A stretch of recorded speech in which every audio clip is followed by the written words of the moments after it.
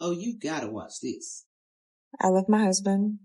I left my kids and I moved to a whole new city, a whole new state rather.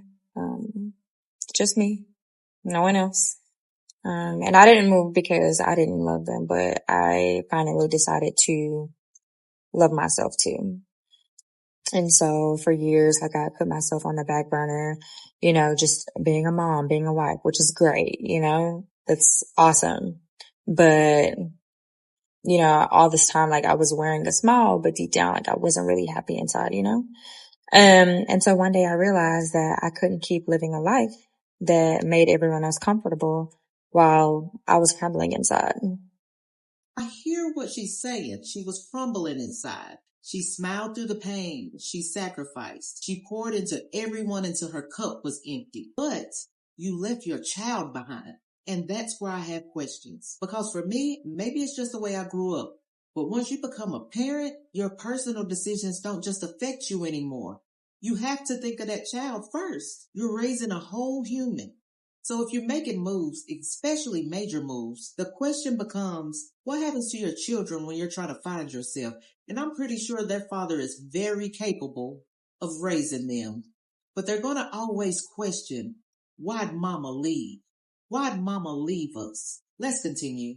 So literally, like I made the most hardest decision like ever, like the most soul stretching decision like ever. And that was to pack my bags and move to Nashville. I actually, one day I just woke up and, I was just like, well, I can't do this anymore. Like, I feel like I need to do something different, like other than what I'm doing.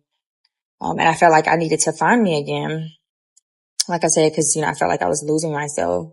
So anyway, like rewinding, I had actually applied for a position with Vanderbilt.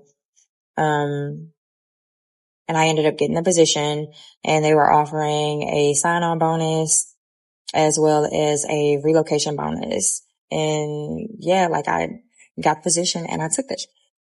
I applied for my apartment and everything. Like I literally like got approved for everything like right away. So it seems like everything had just fell into my lap. Like it was what I was supposed to be doing.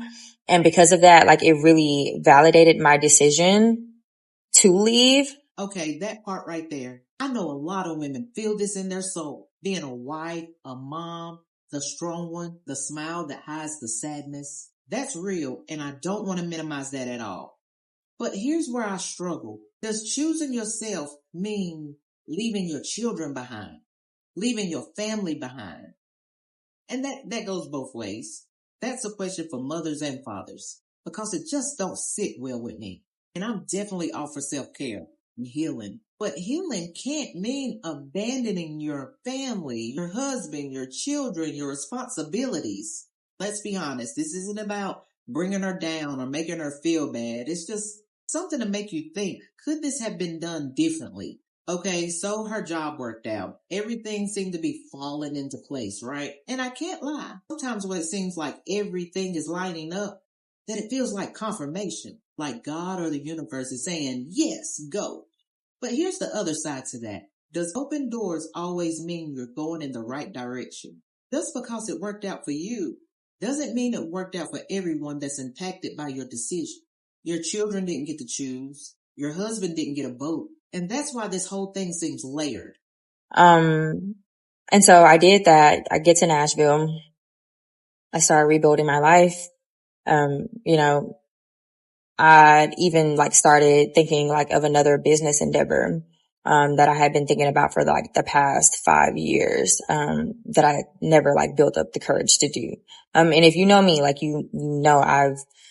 I've had businesses, even like just saving money, paying off debt, like rebuilding my credit, like everything. Like I got my stuff back up, which I'm like totally proud of.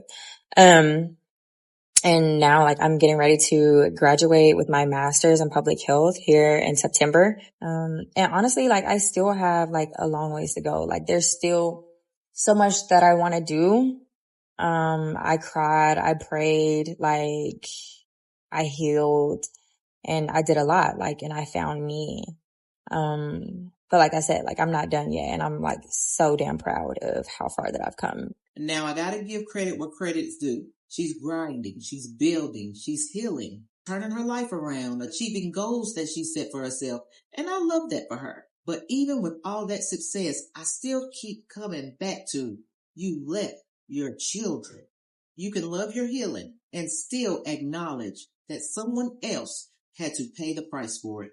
And that's the part that we don't talk about.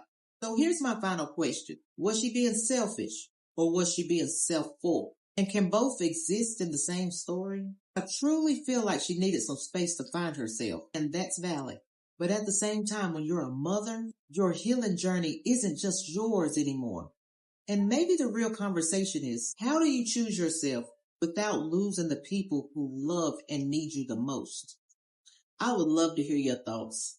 How do you feel about this situation? Was she selfish or was she being self-full? Let's talk about it.